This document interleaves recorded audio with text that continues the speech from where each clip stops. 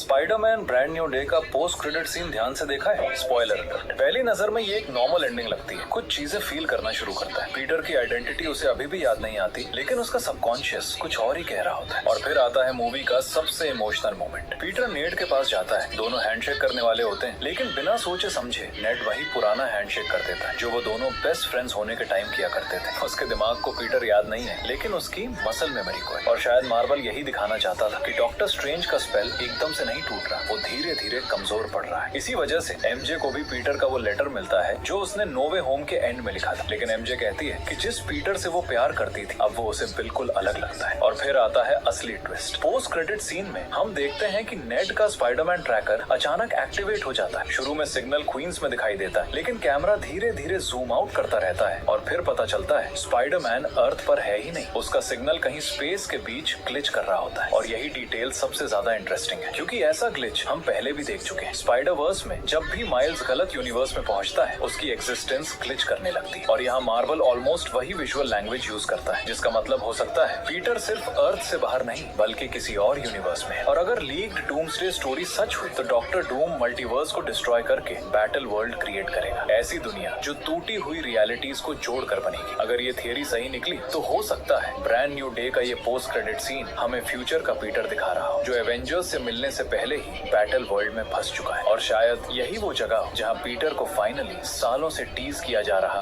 Black symbiote suit मिलने वाला है। स्पाइडरमैन